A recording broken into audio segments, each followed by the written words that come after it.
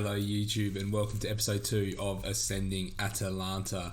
As you can see, things in the league aren't fantastic, but we're not too far off the pace, but we are taking on Man City here today. And the last that you saw was us draw here with Sassuolo. We then went and beat Rennes in the Champions League. We then went and got a 3-2 win against Genoa. Then we drew with Man City, drew with Lazio, drew with Inter. And once again, I'm going to be changing things up as I'm trying to find the right system for the team. So we're going to try go back to a 5-2-1-2, but with some adjusted roles. So I'm going to change the wing backs to both on attack because I think that suits us really well. We've got one centre back on cover. Yeah, we'll leave it on cover for now, but I'm tempted to maybe put it on stopper to try and step into this area, but we'll see how that goes during the game. And then we've got a ball-winning midfielder, a box-to-box midfielder, an advanced playmaker, and then an advanced forward and a complete forward. So hopefully those roles will work well together. Obviously, being in the Champions League, a lot of our younger guys aren't in that squad. So we'll move straight on through. And we do have Juventus straight after this as well. So two really big games to test out a new system. But I think long term, this is going to be the system for the team. Just with the defenders that we've got and the attackers, and we don't have any wingers really, so I think going 4-3-3 just wasn't going to work long term. But here we go, we're versing Manchester City, who, let's have a quick look at their team because I'm assuming their team's going to be unbelievable. So we've got Edison, Walker, Diaz, Laporte, Mendy, Fernandinho, Gundogan, De Bruyne, Sterling, Aguero and Bernardo Silva. So this is a very, very strong Manchester City side who are pressing very quickly. But I'm going to just take the match speed during highlights just down one peg, but let's see what we can do. I'm not anticipating us having lots of the ball here against Man City. The idea is, can we try and soak up a bit of pressure and go on the counter-attack? That's what I'm looking for. So I've got pass into space set on this tactic as well. So hopefully we can sort of draw City in and then hit them over the top here with Zapata and Muriel. That is the plan long term, as Muriel does get onto the ball here, finding Romero, Ilicic, Hadabor. So we've definitely got the players, I think, that suit this system the best, as it's Duvan Zapata, and it's the exact way that I wanted to start because it's getting us in behind, it's giving us the space to play into. Yes, it's a bit lucky that Mendy doesn't win the ball properly, but Pasalic just throws the ball in towards Duvan Zapata, and that is a fantastic header to put us 1-0 up in this game. So let's praise the boys. First shot, first goal. Here we go. Let's play into Gundogan now. It's not ideal. Finds Fernandinho into Mendy. This is what we want to try and prevent. You can see how our bank of 5 and 2 in the middle are really going to have to work hard to block this space out in behind. Mendy ball in. Oh, the crumbs are picked up once again by City. If they're going to do anything, they have to try and play the early ball, and they found Bernardo, and that is a strike and a half from Bernardo Silva. So let's see what happened here. So Walker stretches, even that's Zapata there coming back defensively. Bernardo, left foot finish off the inside of the post. That's just a good finish. It's a good team, and I think long term with us, so we go from first to third because of that result too. So I'm not sure what Sevilla, so they're 1-0 up against Rennes, but let's see what we can do here. Again, we haven't had much of the ball, so we're trying to rely on trying to just go on the break here. Can we just try and find something? Pass completed is high, we just haven't had a lot of the ball. So let's encourage the boys one more time. Can we try and just generate a chance before half time? That's probably the key. Playing Man City now twice is probably the biggest benefit of us already in the group here, because at least we can play Sevilla and Rennes and really have a crack at getting out of this group, as Ilicic can't beat Bernardo to the ball. Bernardo gets to the byline, we deal with it, it's deflected, it's bobbling around. It's not what we want to see, but we do manage to clear the ball in the end. And I want to try and see a little bit more from the boys, but let's just get to half time at 1-1. We'll probably take that. There we go, it is half time. So I'm going to say, please keep it up. I'm going to keep the boys out there just for a little bit, and then we're going to look at making our changes as Papetti finds Gosens, but we can't get anything going. And that's just a little bit disappointing that we're just not able to get on the ball. It is a bit of a negative system, I'm not going to lie, and it's probably going to be a lot of games like this in the future as well, where we're going to have to sit back deep, take our chances on the break and goes. Hadabor, I thought Hadabor cleared it off the line, but what's going on here? They have scored. So Bernardo whips the ball in. Laporte header. and had a ball was over the line. Are you kidding me? Come on, lads. What are we doing? Let's go. Demand more. Let's go attacking. They reckon had a ball needs to come off, and I agree. We're now going to make a double change. Pasalic and Ilicic. So Pasalic off for Darun. And then Ilicic in that number 10 role. We'll get Cordinova in there as well. There we go. We've got one more set of subs to go. We've only had the one shot all game, so it's not ideal. We haven't created probably as much as we've needed to, but here we go. Are we going to get a highlight from here? It's Mendy. Good ball into Sterling, saved by Sports Yellow. Can we go on the break? We cannot. We've had 36% of the ball. We need to try to find something. Muriel, ball in. Muriel once again has a shot, and it is wide, and is a goal kick to Man City. So we've made 3 changes. We've got 2 changes up our sleeve, and it's probably time to make both of them now. So another midfield change. Miranchuk, in you get, and I reckon left back will make the last change. He's actually not that good, is he? We've got Lammers. We might take Muriel off for Lammers, and that will be all the changes that we can make in this game. Can we just find that second goal? Can we just leave Manchester with a point? That would be ideal. It's Gundogan, Sterling, Mendy, Sterling, Gundogan, and it's found its way into the back of the net. We are 3-1 down, and that is probably all she wrote. So not the best start with the new system. I do think long term this is going to be a system that we can play with, whether we go with 2 box-to-box midfielders or the 1 ball-winning midfielder and the box-to-box. Let me know in the comments. But I think long term, this is the system that we should be playing. That's how I see this team. We've just got plenty of fullbacks. We've got the depth at centre back, and we're now 4-1 down. They've scored a couple late. It is what it is. Let's just finish this game off and then focus on Juventus, which is going to be another tough game. I might change this ball-winning midfielder maybe into just a centre midfielder on support potentially, so at least they just come and help us. I might change both roles to centre mids on support, just so they can get up and back down the pitch as well. So 4-1 is disappointed. I'm not happy with the performance, because you never want to lose 4-1 in the Champions League, and it does put a bit of pressure on the next 2 games, but that is fine. So we do have Juventus. I reckon for this system we're going to go double box-to-box midfielder, I think. Get them working together with the number 10. We'll keep it on an advanced playmaker on support. So I want to drop in between the midfield and defence. I think that system should do the job. I'm going to save it there. And you are going to see us for, I reckon what we'll do is we won't go to the Juventus game. I'll play the Juventus game, and you'll see us for the Sevilla game. Welcome back, YouTube. We are here ready to take on Sevilla. As you can see, lost 3-0 to Juventus.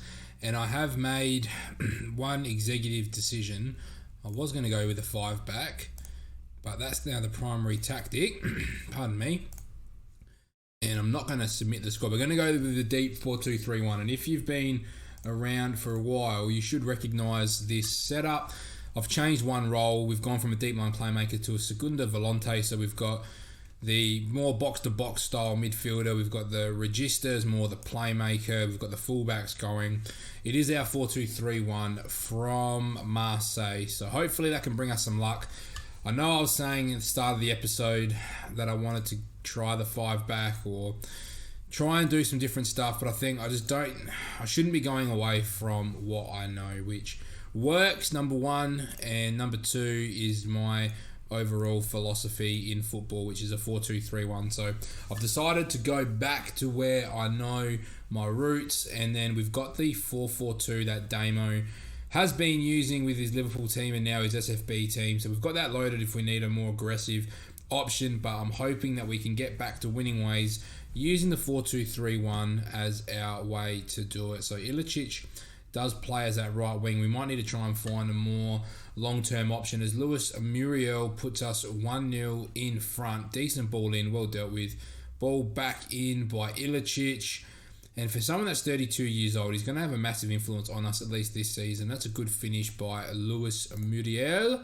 And I was trying to change the formation, but it doesn't quite work as Pasalic gets caught in possession. And I just think this formation will work with us as well. We've got the players. We've got Jamie to play off the left as well if needed. We've got a couple players that can play off the right as well, so I think we've got enough quality depth.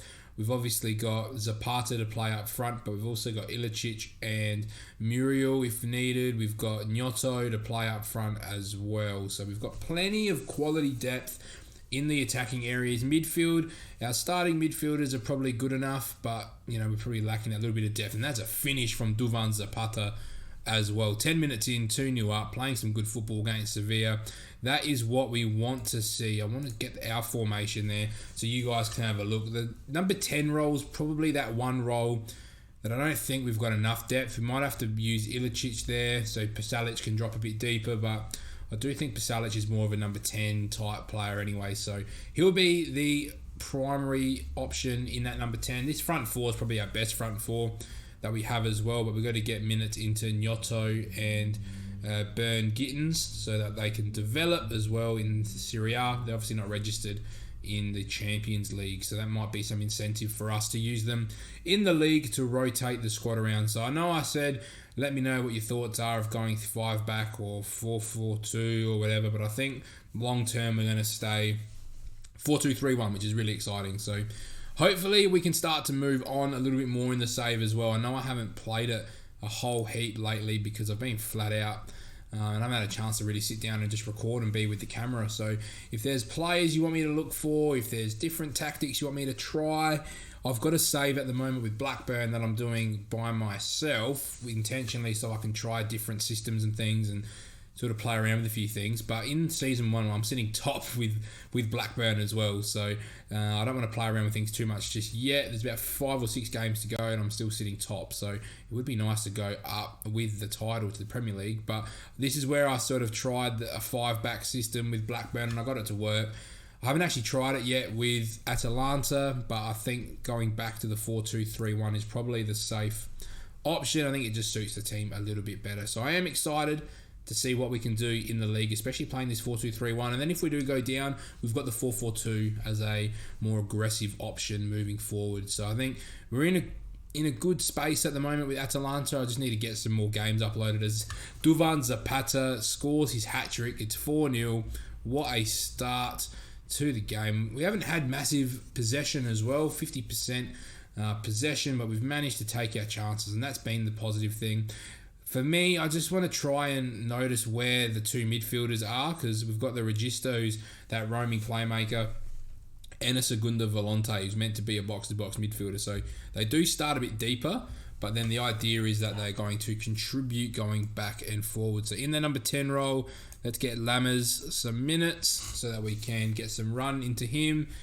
I still think that number 10 role is probably that spot that we're a bit lacking quality. Pasalic just come off. How do we not have one midfield? Yeah, this is where I think we're going to struggle a little bit, is getting midfielders in. I've got Pacina. Let's get Pacina in. Let's get rid of Kovalenko for Pacina. I didn't see that. And let's get a second sub. We'll get Ruggieri. Actually, what about Hadabor? Can we get Mahale in for Hadabor? Let's continue on. 4-0. We're just cruising at this point. Sevilla only had the 1 shot on target.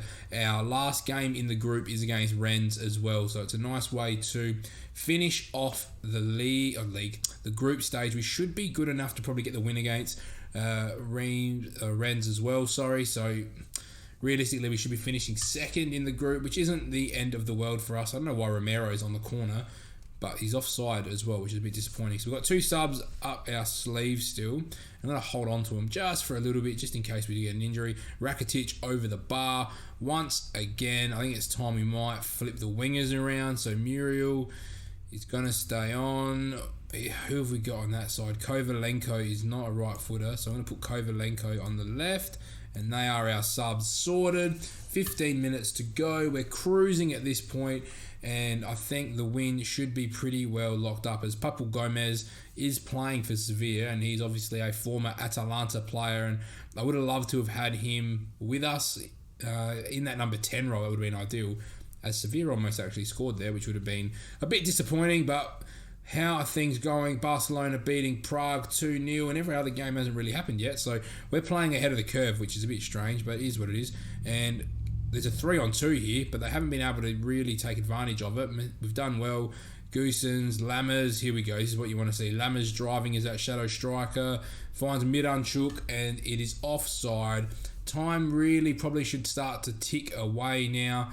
I can't see much more happening here. Miranchuk, free kick, ball in. Romero picks it up. Off the Lammers. Romero back there does quite well. Gives the ball away though, and here comes the break.